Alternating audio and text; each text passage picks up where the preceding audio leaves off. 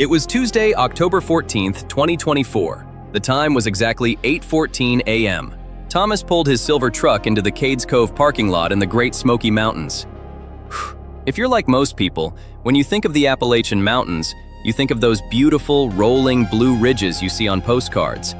But if you live there, if you're one of the mountain folk who've been there for generations, you know that those woods have a very different side. There's a rule they teach you from the time you can walk. If you're out after dark and you hear someone calling your name from the deep brush, whatever you do not answer. Today we're going to look at a case from 2024 that shouldn't be physically possible. It involves a man named Thomas Miller. Thomas was 34 years old, a veteran, and an expert hiker. He wasn't the type of guy to get lost, but on a Tuesday that started out completely normal, Thomas did something that defied the laws of physics. It was a crisp, clear morning, the kind of day every hiker dreams of. Thomas grabbed his gear, checked his GPS, and started up the trail. By 10:30 a.m., he reached the summit of Rocky Top. He was feeling great. He actually took a selfie and sent it to his wife, Sarah. He texted her, "The mist is heavy today. Heading back down now. See you for dinner."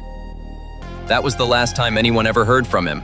Because at 11:12 a.m., something happened that still has search and rescue experts scratching their heads.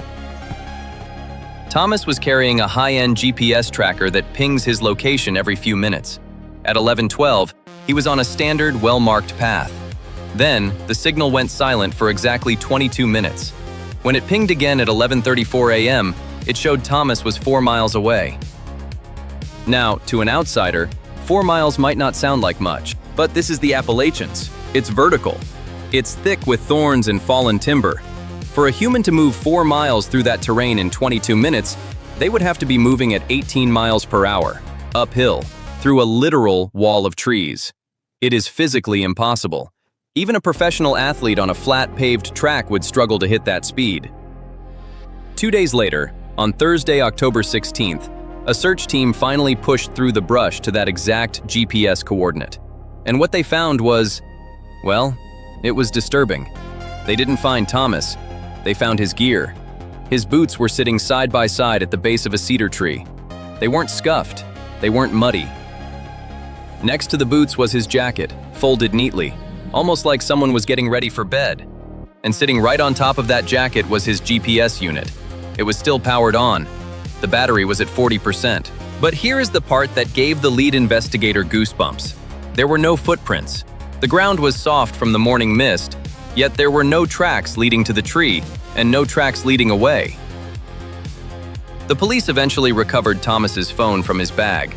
They found a voice memo recorded at 3:14 a.m. on the night he vanished. When they played it back, they expected to hear the wind or maybe Thomas calling for help. But that's not what was on the tape. On the recording, you can hear a voice.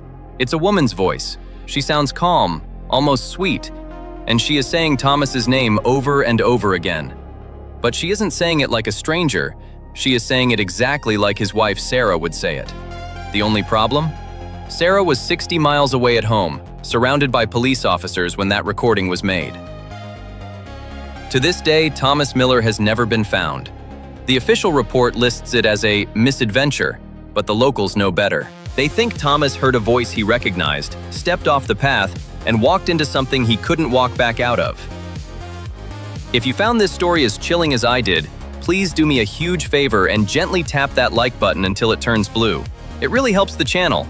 And if you want more strange, dark, and mysterious stories uncovered every week, hit that subscribe button. I'm True Stories Uncovered, and I'll see you in the next one.